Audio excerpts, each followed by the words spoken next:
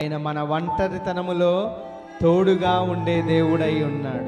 ఎవరైతే ఒంటరితనముతో ఇబ్బందితో బాధపడుచు వేదన చెందుతూ ఉన్నారో వారందరికీ కూడా తోడై ఉన్న దేవుడు మన దేవుడై ఉన్నాడండి. దిగులు పడుచున్న వారు ఎవరైతే దిగులు పడుచు ఆ సమయములో ఓదార్పు లేకుండా ఉంటున్నారో వారందరికీ కూడా మన దేవుడు నజరేయుడైన యేసుక్రీస్తే తోడై ఉంటున్నాడండి. ధైర్యము కోల్పోయినప్పుడు మనకు ధైర్యమునిచ్చువాడిగా బలమును అందించువాడిగా మన దేవుడు మనకు తోడై ఉన్నాడు. ఓదార్పు లేని సమయములో నిన్ను అందరూ చీకొట్టి దూరపరిచిన సమయములో కూడా నీవు ఒంటరి వాడిగా ఉన్న సమయములో నీకు తోడుగా ఉన్నవాడు ఎవరు? నజరేయుడైన యేసుక్రీస్తు వారండి. ఆ నిరుత్సాహములో ఉన్నప్పుడు కానీ మనకు నిరుత్సాహమును తీసివేసి నిబ్బరగలిగిన హృదయాన్ని అందించేవాడు మన దేవాది దేవుడై ఉన్నాడు. హల్లెలూయా.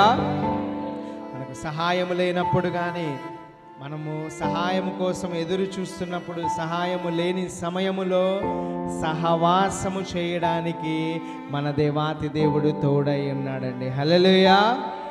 నీకు మనుషులు సహాయము లేక దొరకక ఇబ్బంది పడుచున్నా, లేదంటే కుటుంబ సభ్యుల సహాయము లేక ఇబ్బంది పడుచున్నా నువ్వు బాధపడవలసిన పని అయితే లేనే లేదు.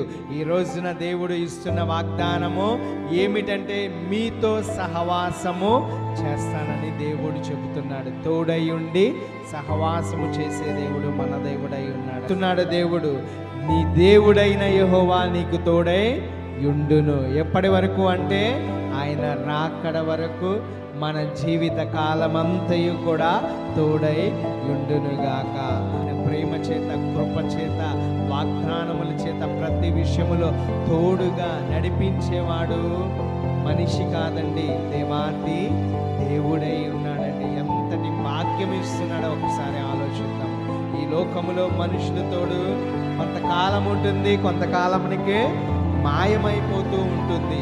అలాంటి సమయములో కూడా నీవు ఏ పరిస్థితిలో ఉన్నా ఆ పరిస్థితులన్నిటినీ మార్చగలిగిన దేవుడే తోడుగా ఉంటున్నానని వాగ్దానం ఇస్తూ ఉన్నాడండి. మనమైతే 1-2 మార్చుకోగలము కానీ ప్రతి విషయాన్ని మార్చుకోలేము. మన పరిస్థితులను, కష్టాలను, నష్ట వ్యాధి బాధలను దేనిని కూడా మార్చుకోలేము.